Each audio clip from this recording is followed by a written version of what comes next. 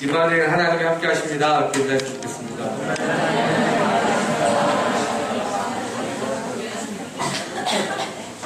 2014년도가 시작되었습니다. 네. 그런 리액션 뭐죠? 자, 2014년도 하나님과 함께하기 때문에 행복한 한 해가 되시기 믿습니다. 아멘? 네. 아멘? 네. 중일, 나 중일이다. 손 드세요. 중일. 근데 중일 아니야? 우리 중일 친구들이 여기 앞에 들어오고 싶은데 같이 들어올 수 없어서 저기 앞으로 이렇게 헤매는 모습을 봤어요. 가슴이 아팠습니다. 여러분들 예배 드리는 곳은 웨슬리홀이 아닙니다. 어디예요? 어디예요? 여기가 대자원. 우리 중일 친구들 다시 한번 환영한다는 의미로 큰 박수.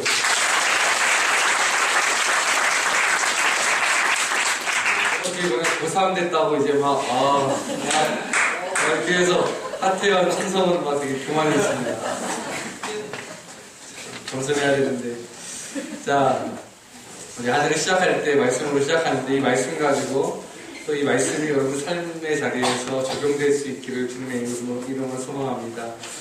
여러분 학교에서 공부하시죠? 그쵸? 공부하시는데, 학교에서 어떤 과목 좋아하세요? 수학 이런 거 말고, 진짜 싫다. 사회. 수학 좋아한다는 애들 치고 별로 괜찮은 줄 못 봤어요. 또, 화학? 역사.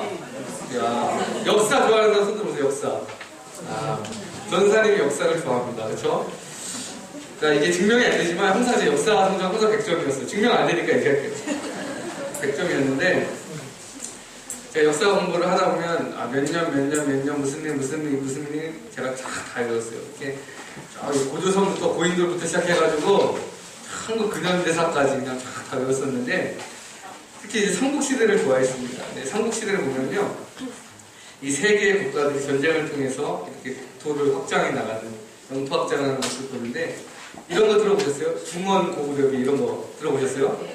진흥왕? 역시 공부하십시오. 진흥왕, 순수비 뭐 이런 거 있죠. 이런 비들이 있잖아요. 이런 비들을 보면서 저는 뭐를 깨닫게 되냐면 공부하면서 그랬어요. 사람은 누구나 자기를 드러내고 싶어 하는구나라는 걸 깨닫게 됩니다. 그 비를 세운 이유가 뭘까요? 우리가 이만큼 했다는 것을 보여주기 위함입니다. 이것을 통해서 흔적을 남기기 위함이죠. 사람은 누구나 자신의 흔적을 남기기 원합니다. 제가 터키 여행을 갔을 때, 성수를 갔을 때 이스탄불에서 기억이 남는 유적 하나가 뭐냐면 오벨리스크라는 유적이었습니다. 히포드럼이라는 그 광장에 오벨리스크가 세워져 있어요. 이 오벨리스크는 이집트 왕 투트모스 3세가 주전 15세기에 유프라테스 강이라고 지금 이라크 유역에서 히타이트 군대를 격파한 기념으로 세웠던 것을 이 테오도시우스 황제가 AD 390년에 이스탄불로 옮겨놨어요. 그 규모가 어떻게 되냐면 높이가 26m. 26m면 제가 이렇게 쓴 게 26명 위로 딱 쓴 거예요. 26m. 그리고 이 길이가 어떤 거냐면 69m. 축구장 하나가 좀 안 돼요. 그리고 무게가 몇 톤이냐면 800톤이에요. 표현이 한 800명 정도? 그 정도 엄청난 무게죠. 정의원이 얼마나 많이 먹는지 몰라요. 네? 자, 그 오벨리스크가 엄청난 유적인 거죠. 그렇죠? 상상을 해보십시오. 그런데 그것을 윗부분만 떼서 옮겨서 갖고 온 거예요. 어디에서? 이집트에서 어디로? 터키로. 당시 사람들. 저는 히포드럼 광장에서 이 오벨리스크를 보면서 2년 전에 그런 생각을 했습니다. 사람들은 자신들의 위대함을 남기기 위해서 이 어마어마한 유적을 그 먼 곳에서 갖고 왔구나. 누구나 흔적을 남기기를 원하는구나 깨닫게 된 것이죠. 우리는 이 거대한 유적이 아니더라도 사람은 삶을 통해서 자기의 흔적을 가지고 살기 시작합니다. 특별히 여러분들 예수님을 믿는 그리스도인들이라면 삶을 살아갈 때 이 흔적이라는 부분이 굉장히 큰 의미로 다가오게 됨을 깨닫게 되죠. 이 땅의 사람들은 놀랍게도 여러분들의 삶을 통해서, 여러분의 삶의 흔적을 통해서 예수 그리스도를 기억합니다.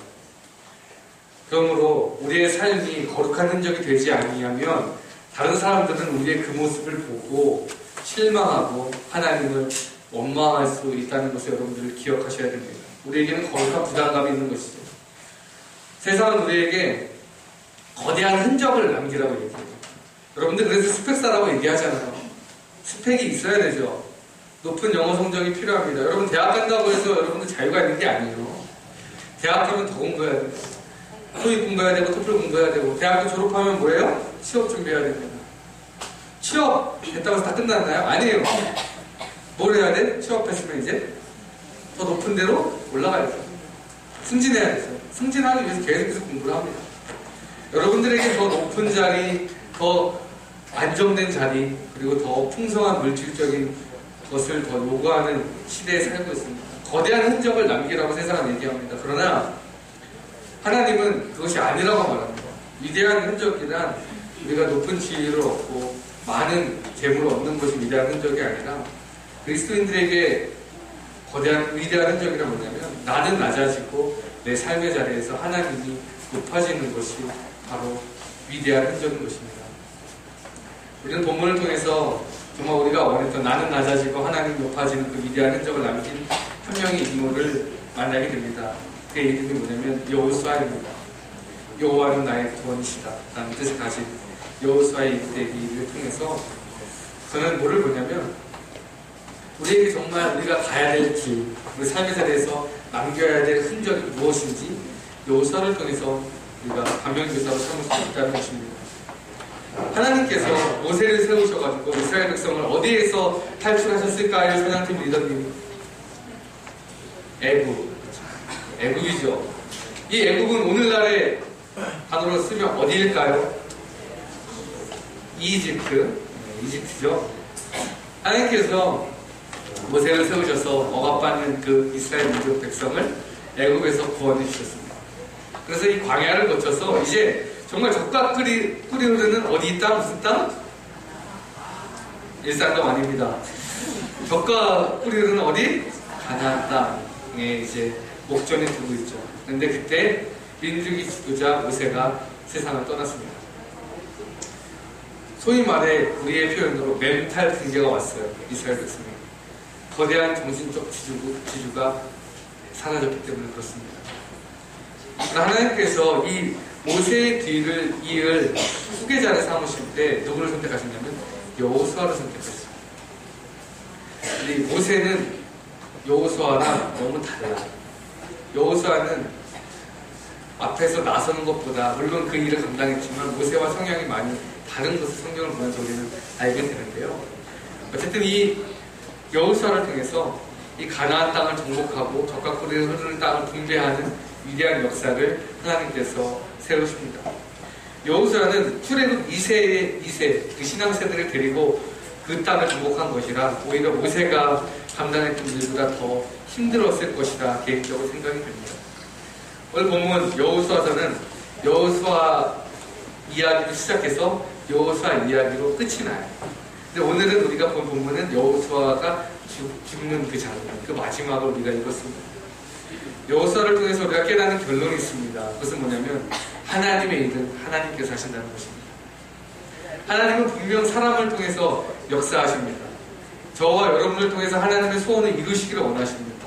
그러나 그 이루시는 방법과 과정을 통해서 누가 드러나냐면 하나님의 위대함이 그 가운데 드러나는 것이죠. 여호수아를 쭉 읽어내려가면서 크게 깨달은 것은 무엇이냐면 제가 요새 여호수아서를 깊이 보는 이유가 있습니다. 왜냐하면 제가 이제 사사기서를 쭉 강해 설교를 우리 중고등 가운데 하려고 그것에 대한 전이해가 필요해서 요새 여호수아를 읽고 있습니다. 그러나 여호수아를 읽어내려가면서 제가 크게 깨달은 한 가지는 뭐냐면 여호수아의 믿음이 한결같다는 거예요. 모세는 하나님 앞에 충실한 사람이었지만 늘 실수하는 사람이었습니다. 그러나 여호수아는 달랐습니다. 그의 믿음의 이 그래프가 항상 일정하게 상승 곡선을 이뤘다는 것입니다. 그래서 그의 믿음이 자기의 젊었을 때 가장 황금기에 가장 빛난 것이 아니라 그가 흙으로 돌아간 그 죽음 후가 그의 믿음이 더욱더 빛난 모습을 볼 수가 있어요. 오늘 본문 말씀 31절 말씀 우리 함께 한번 다 같이 읽어볼까요? 제가 읽어드리겠습니다.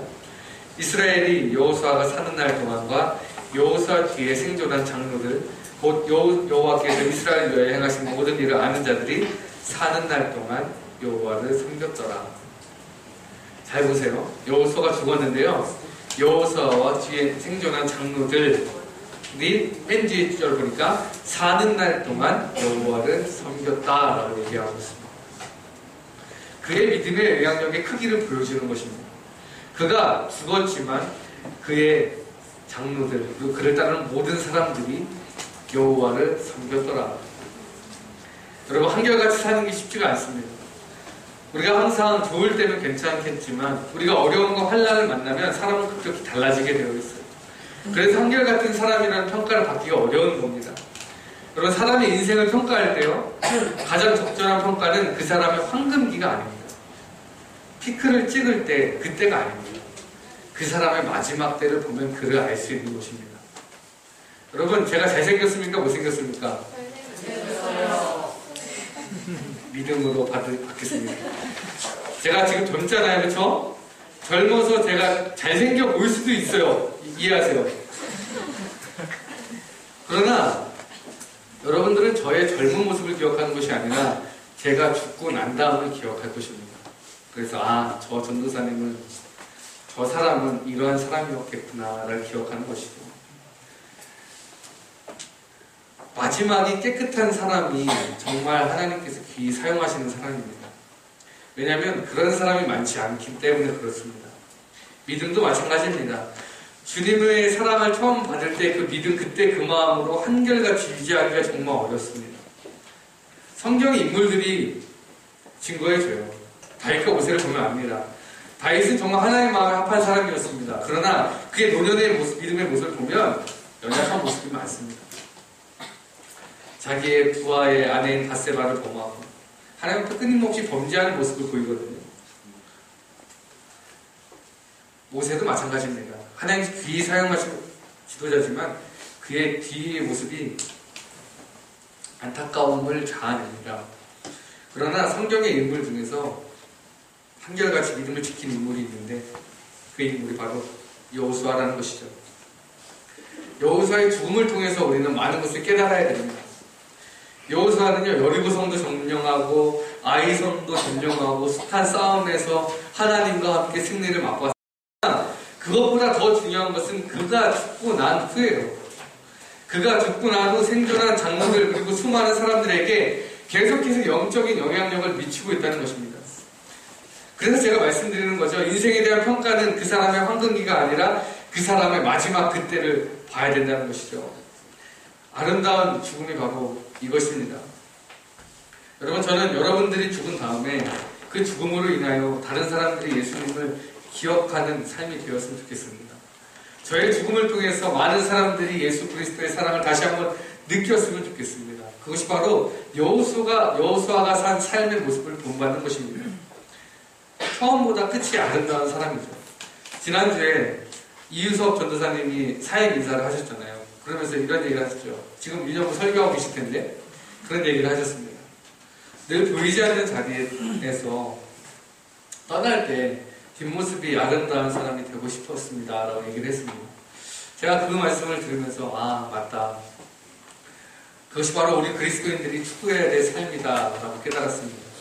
우리는 화려한 스포트라이트를 막 받기 위해서 하나님의 지음을 받은 것이 아닙니다. 우리는 하나님을 빛내는 조명으로 지음을 받은 겁니다. 그래서 우리가 빛날 것이 아니라 하나님이 빛나는 삶을 살아야 되는 것입니다. 사역을 하면서 가장 어려운 것은 제가 빛날 때입니다. 왜냐하면 그 빛남을 통해서 저의 모습은 너무나 작지만 좋게 봐주시는 그런 인정들이 저를 굉장히 힘들게 할 때가 많습니다. 그래서 항상 기도하는 것이 뭐냐면 뒷모습이 아름다운 사람이 되고 싶다라는 것이죠. 여러분, 우리가 여호수아처럼 우리의 끝이 아름답기 위해서는 지금에 충실해야 됩니다. 오늘에 충실해야 된다는 것입니다. 어떤 것에 충실해야 됩니까? 우리의 삶의 믿음의 훈련을 게을리해서는 안 된다는 것이죠. 여호수아가 단번에 그러한 한결같은 믿음의 소유자가 된 것이 아닙니다. 그에게 숱한 믿음의 도전과 어려움을 통해서 그는 단련되어졌습니다.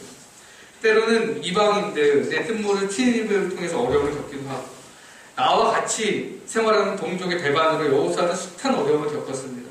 그러나 넘어지지 아니했어요. 왜냐하면 그는 하나님을 끝까지 의지했던 사람이기 때문입니다. 여러분, 우리가 한결같은 믿음을 가지고 끝이 아름다우기 위해서는 지금을 포기하면 안 됩니다. 지금 삶의 자리에서 영적인 훈련에 최선을 다해야 됩니다.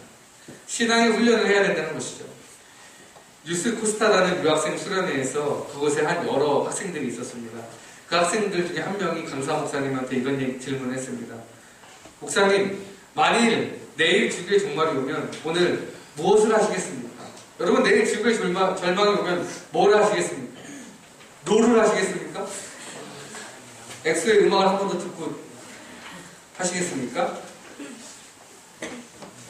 결혼을 하셨잖아요. 저는 결혼 한번 해보고 싶어요. 내일 지구의 종말이 온다면 결혼을 한번 해보는 것도 좋을 것 같아요. 근데 그 목사님이 이렇게 대답하셨어요. 내일 지구의 종말이 온다면 저는 오늘을 어제와 같이 살 것입니다. 그리고 뒤에 이렇게 얘기했습니다. 어제처럼 말씀을 준비하고 말씀을 보고 어제처럼 성도를 돌보고 기도하고 어제처럼 주님 앞에 묵상하겠습니다. 그 얘기를 했습니다. 영적인 훈련과 습관이 삶의 자리에서 있어야 된다는 것입니다. 그래야지 내일 지구의 종말이 온다고 할지라도 주님이 다시 오신다고 할지라도 그 모습을 하나님께서는 기뻐하신다는 것입니다. 그리스도인들에게 훈련은 선택이 아니라 필수입니다. 왜 기도생활을 해야 되는지 아세요? 왜 성경을 봐야 되는지 아십니까? 너무나 당연한 질문 앞에 우리는 말문이 막힙니다. 우리가 그렇게 하지 않기 때문에 그렇습니다. 수련회 가면 마지막 강사 목사님들이 그런 결단을 하시죠. 그러므로 성경 읽고 기도해라. 우리에게 너무나 뻔한 대답이라고 우리는 생각합니다. 그래서 있습니다. 그러나 여러분, 신앙의 연륜이 깊어지면 깊어질수록 그것이 답이라는 것을 깨닫게 돼요. 그것 말고는 없습니다. 우리가 요새는 힐링이라는 이야기를 많이 하잖아요. 우리에게 필요한 것은 값싼 위로의 힐링이 아닙니다. 그리스도 앞에서, 하나님 앞에서 철저히 굴복하는 훈련이 필요합니다. 그래서 내가 힘든 것 때문에 나 위로해 주세요. 이것도 물론 때로는 필요하지만 그 아픈 마음 때문에 하나님 앞에 무릎 꿇고 기도할 수 있는 그런 훈련이 더 필요한 것입니다. 성실이라는 부분이 신앙생활에 있어서 얼마나 중요한지 깨닫게 됩니다. 여러분, 여러분들의 삶의 자리, 지금을 위해서, 그리고 거룩함을 위해서 몸부림치셔야 됩니다.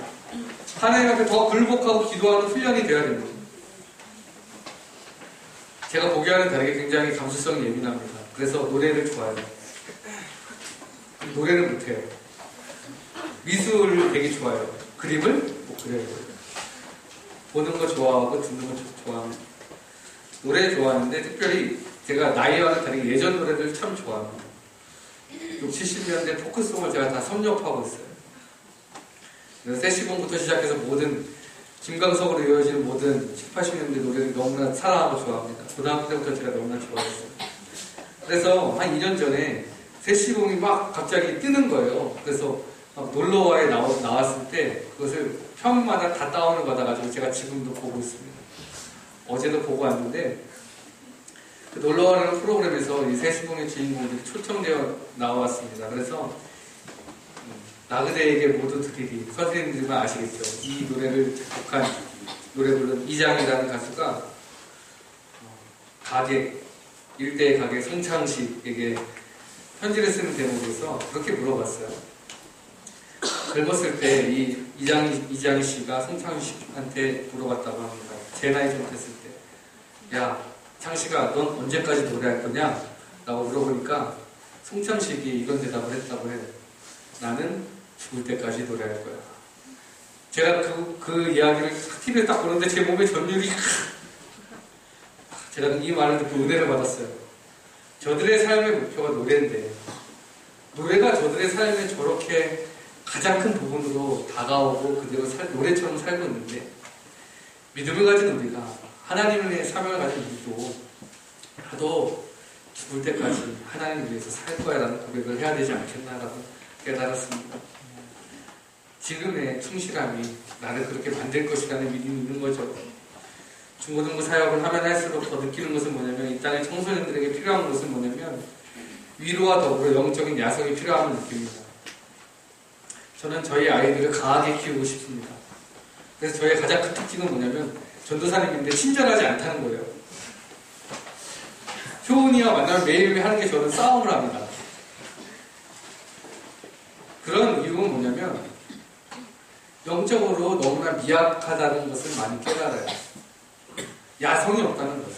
너무 온실적인 화수처럼 키워져서 이러한 연약한 믿음을 가지고 청년부에 올라가고 대학생에 가면 쉽게 쓰러질 것 같은 마음이 너무나 있기 때문에 그렇습니다.